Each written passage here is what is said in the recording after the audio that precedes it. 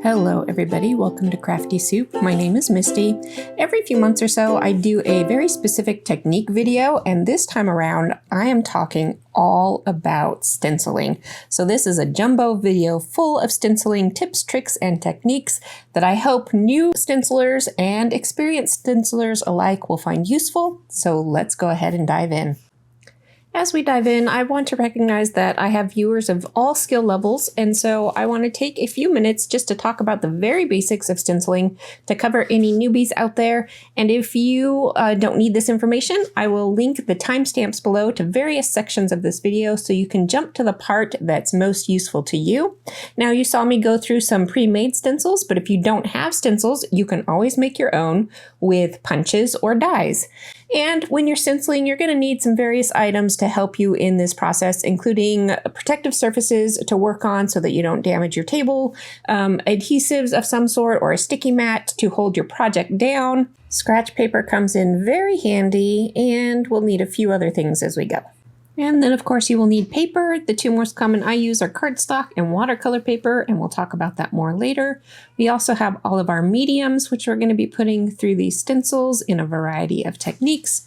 And I want to give you a word of caution, again, if you're new to stenciling. Some stencils are very flimsy, so you are going to need to secure them well and then work with the grain of the stencil so that it doesn't shift and move and blur on you. All right, with the very basics out of the way, let's go ahead and start with our first technique, which is using pens and markers. If you're new to stenciling, this may be what you think of stencils, and I will show you a whole bunch more. And if you're experienced with stencils, you may not have done this in a while because of all the other techniques out there, and I encourage you to pull out your markers and put them to use. Now, you can use fine point markers, you can use fat tipped markers, you can outline your stencils, and you can fill in the gaps of your stencils. Here, I've used fine tip micron pens, a fat point metallic Sharpie, as well as my ordinary markers to create this lovely background, and I've layered up both techniques in certain areas. Now, when you're cleaning up your stencils, I like to keep a spray bottle of both alcohol and a spray bottle of water. If I'm using those Sharpies, I will use the alcohol, and if I'm using other mediums, water-based mediums, I will use my water bottle. I do like to label my stencils with their names in Sharpie marker, so if I use alcohol, I need to be careful not to clean off my labels. And before we put our markers away, let's do just one more thing. I'm going to add a little spritz of water on top of my markers to get this lovely effect, and we'll do more of this as we go as well. Now, I want to do the same technique on top of watercolor paper instead of the regular cardstock that I have been using, because you'll see the difference that your paper makes. So using different papers, different markers, different styles of ink will all give you different results. If you're using a Sharpie marker, the water will not make that budge, and you won't get the same blurred effect that you can get with water-based markers. So after I have inked up my paper with the regular markers, let's go ahead and give it a spritz of water, and you can see instantly how this ink starts to move. So with the same basic materials, we're getting two different looks out of our stenciling. All right, before we leave markers, I want to show you this baby wipe technique. Now, before you clean your stencil, there's still ink on that thing. You can take a wet rag or a baby wipe and smear around over the openings of the stencil, and that ink will transfer onto your paper, and you will get a lighter effect than you do with straight-on stenciling. All right, let's go ahead and move on to ink blending, which is probably the most popular way to use stencils right now. And while I'm not covering layering stencils specifically in this video, layering stencils are super hot, and you can do any of these techniques with any of the layers and mix and match layers of your stencils. So I am just using the same stencil over and over so that you can see the different looks that you get from the exact same stencil. With ink blending, you do need ink and you need some kind of blending tool. Now, I do have blending brushes, but you can use blending sponges. You could even use makeup sponges from the store. So if you don't have anything tool specific on hand, go ahead and look around and see what you can come up with to do this technique. And as you're ink blending, you can go ahead and overlap your ink colors and blend them together, which is why it is called ink blending. And you can get a variety of colors and blends and ombre effects out of ink blending. So here is what we've got when I have this one all complete. And I want to reiterate that as we go through this video, I'm going to be combining and layering various techniques. So the technique that we used previously of adding water to our markers, we're going to do that again with ink blending. And you can see you get even a different effect with the different ink that I used for this technique. So like I said before, different papers and different inks will all behave differently. So try out your products and see what kind of looks you can get. Now, don't clean that stencil yet. Just like last time we used a baby wipe technique, this time we're going to use a printing technique. So I will spray that leftover ink with a little bit of water, and I will pull prints off of that top of the stencil, and you get even a different look. And you can pull and pull and pull until there is no more ink left on that stencil. All right, next up is sprays, and sprays were very popular for a while, but they've taken a little bit of a backseat to the ink blending technique, I think just because they are messier. And because they are messier, you can see I have an extra layer of protection here, and I am securing my stencil down just a little bit tighter because if there's any gap under that stencil, the very wet liquid of sprays can seep under and give you blotchy looks. And because sprays are so heavy ink-wise, you can take lots of prints off of these, just like we did with the previous technique. So here is what it looks like, both in the sprayed version and the print pulled version. So one technique and two very different looks. This is why I love stencils. They are so flexible in the variety and array that you can get out of here. And as you can see, I continue to pull prints off of these. And now here is a look at what happens if you don't secure your stencil well enough or you spray too much ink. You can get that blotchy look. So just be aware of that. But if you have lots of spray on your stencil, it makes fantastic prints. So even if your underneath layer goes wrong, take that pull and have something useful to get out of it.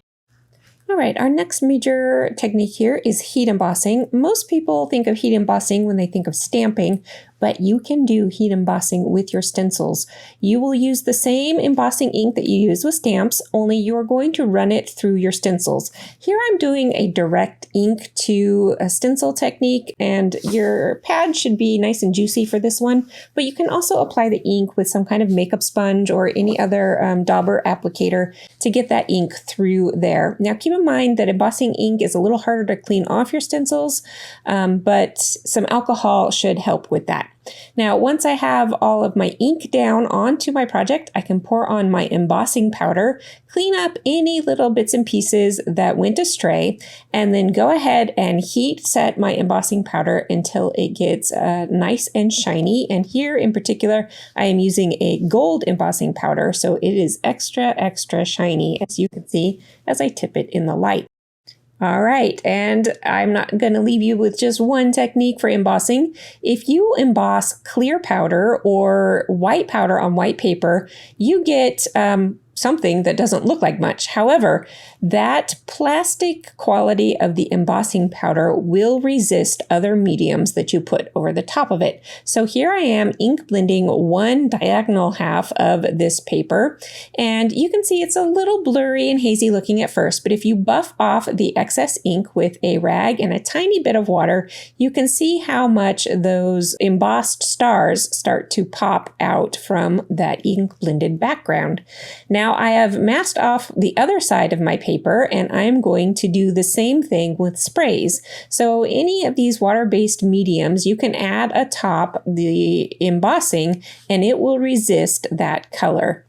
And here is the final result of those two halves of the Emboss Resist technique. All right, we have used water for techniques before, but let's do some specific water coloring. This can be the hardest technique because controlling the amount of water is crucial to getting a good look.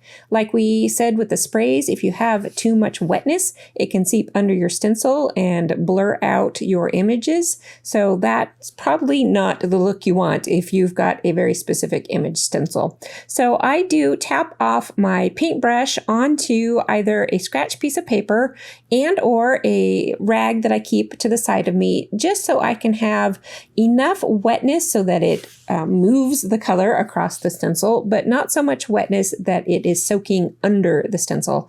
And this just takes some practice. So if you like the look of this one, go ahead and pull out some materials and practice. Now, this one I have done just on regular old cardstock, but of course you can do that on watercolor paper, and I'll show you that one as well.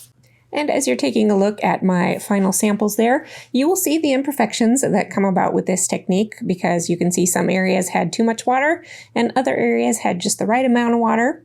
And here is a look at the watercolor paper. What I like about the watercolor paper is that it has, if you use a cold press watercolor paper with the rough side, you get a texture to it that you don't get with cardstock.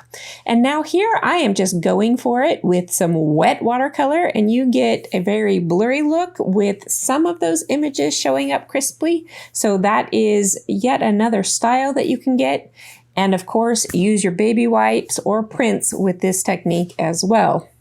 All right, we're going to move into the area of pastes next, which probably makes most people kind of nervous, but I'm hoping to alleviate those nerves and give you lots of ideas on how to use these.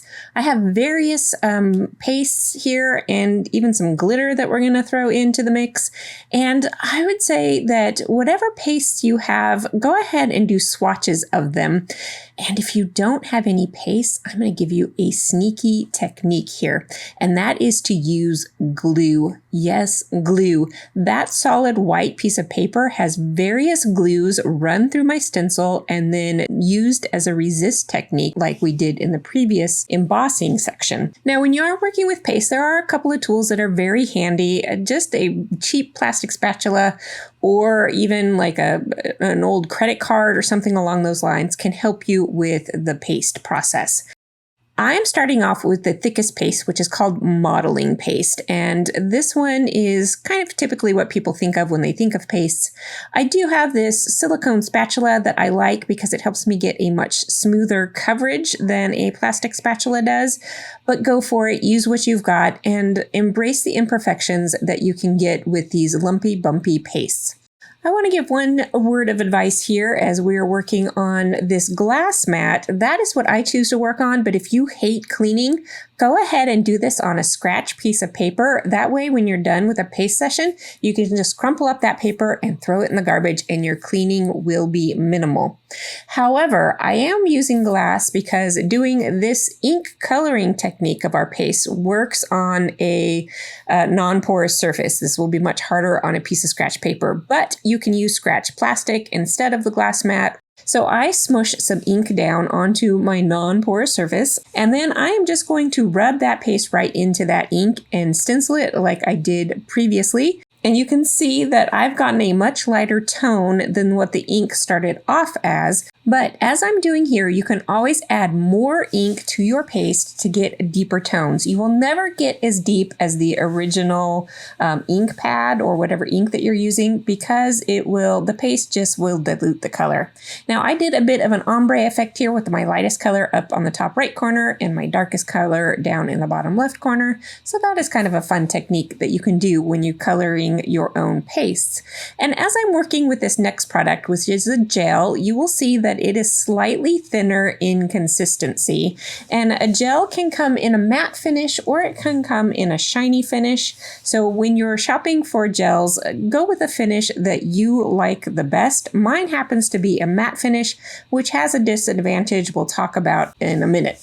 Now, what I like about these white or clear pastes and gels is that I can make my own colors, and I don't have to have 10 bottles of 10 different colors. I already have ink pads for stamping and other inky techniques, so I'm going to make those ink pads stretch even further to color my gels and pastes. And here you can see the clear gel, well, it will dry clear on the right, and my tinted gel on the left. Now, a fun thing about pastes and gels is that you can use them with glitters. And this process is not my favorite because I am not a fan of glitter, but I am trying this instead, and that is mixing glitter into my gel. Now, Because I said I have a matte gel, it is going to dull the shimmer and shine of my glitter. I have not tried this with a glossy gel yet because I don't own a glossy gel. Now you can buy glitter gel products which will keep that shine, but here's the problem I encountered.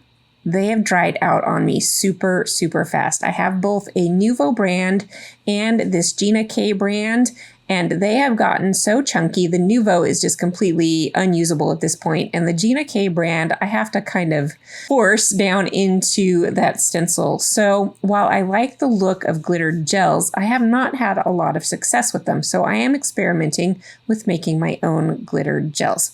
Now here is another way to do glitter where you won't lose that shine, and that is to pour glitter on top of your wet gel or paste.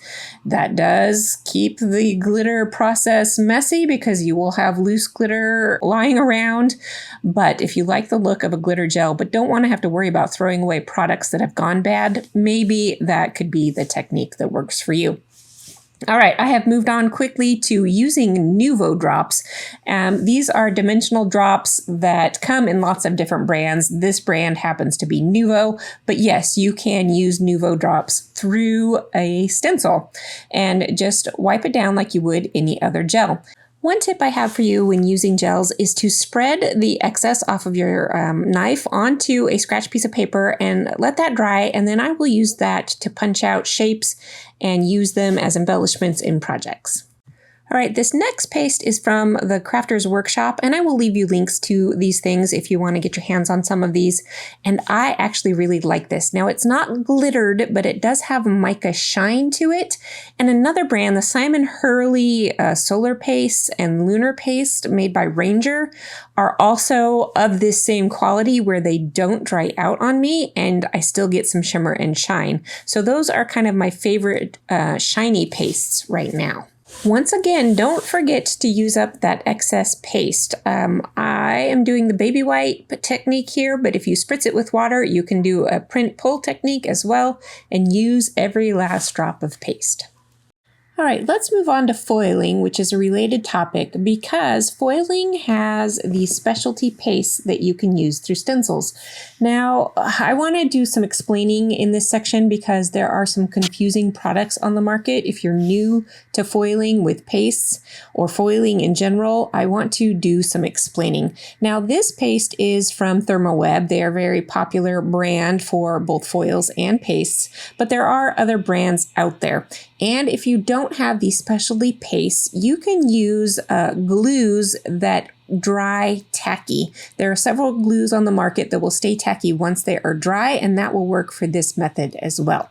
Now, this paste requires, depending on the variety of paste you get, either pressure, where you run it through a die cut machine without a die in there, you just use the pressure of the machine, or you run it through a laminating machine, and this is where the heat confusion comes in because there is a very popular foiling system on the market right now called hot foiling. And even though laminators get hot, they are not hot foiling machines. And the foil that you use in this method is not hot foil. So you want to look for a foil that says transfer sheets, or it will say toner foiling. Something along those lines is the product that you want for this laminator method, or if you have the correct gel for the pressure method.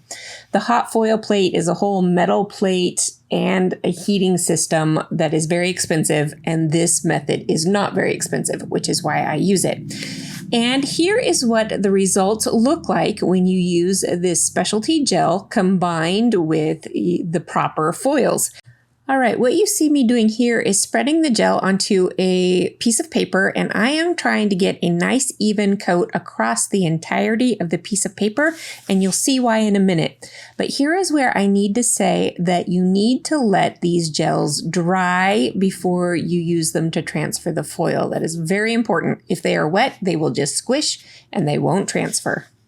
But here I am back with that entire panel of cardstock that is dried with the gel. And that leftover sheet of foil that we had from the previous project can be used to transfer the rest of that foil onto yet another project. Now, this can come with a little difficulty because when you have a larger sheet of transfer foil, it can leave little wrinkles in it. So that is a bit of a caveat with that method, but it helps use up your supplies to their maximum ability. And that brings us to our final set of techniques, which is dry embossing, which we will use an embossing machine for. I do have a big long video reviewing this particular Gemini 2 embossing machine, which is what I've been using full time since the spring. And along with that review, I did create a guide for the sandwich for doing various techniques, including this embossing with a stencil technique. If you want to catch that video, I will leave it for you. If you don't have this machine, which likely you don't, you will need to find out which sandwich will work for you in your machine to emboss with a stencil. Now, that sandwich is going to include various plates, and it will also include a rubbery style mat. Mine here is pink, but you're going to use that mat to squish the stencil down into your paper, or the paper squishes up into your stencil depending on your sandwich, and it will create this dry embossed texture on your paper. But I'm not going to stop there because while I did say this is not a messy technique, I always get messy with it to zhuzh it up a bit. I am going to replace my paper back into my stencil, and then I am going to go ahead and add ink over this stencil. So not only am I going to get the depth and texture of the dry embossing, I am going to get the color of the stenciling. Now, my stencil was a little misaligned here, but that gives it a little bit of a drop shadow effect, so I am not too put off by that error. And we are going to keep going with a letterpress technique, which is definitely more messy, but I hope you will find the beauty in it and go ahead and give it a try. Now, letterpressing is kind of a hot technique right now, which requires its own expensive machine to do, and I don't want to buy that. So I'm going to do this faux letterpressing technique, and it is kind of the reverse of a typical letterpress where your image becomes impressed with the ink to create a textured print. Now, because we're using the outline of the stencil, we're going to ink up the outer part of the impression and not the impression itself. And that is why it is faux letterpress.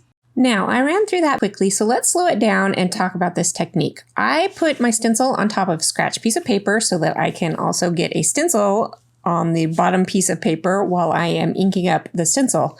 And this is where the letterpress technique comes in because it uses ink and pressure to get a print and a texture. I am going to rub my ink all over the stencil, and then as the last step, I'm going to kind of swipe my ink pad across to smooth out all that ink. Otherwise, you might get square shapes from your ink pad or rectangular shapes or whatever shape your ink pad is. But when I swipe it across, that's going to give me a more even texture. Yes, it will be a little bit streaky, but it's going to be more even than blocky squares. Place your stencil face down onto your paper in your sandwich, and then go ahead and finish up your sandwich and run it through the machine.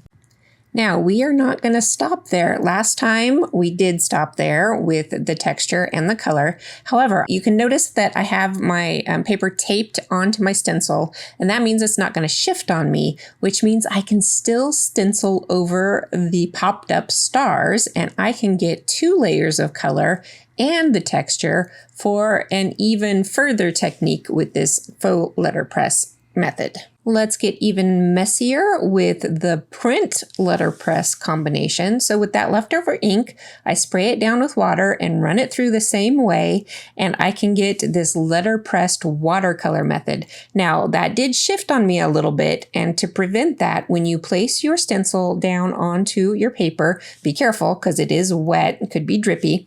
Go ahead and place an extra sheet of cardstock over the top of that, and then run it through your machine, and that should help keep everything in place. And just look at the beauty that you get from combining these techniques. So that does finally bring us to the end of this very long video. I appreciate you watching all the way to the end. I hope you got lots of goodness out of it. And if you have any questions or comments, do drop them below because I will answer everything to the best of my ability.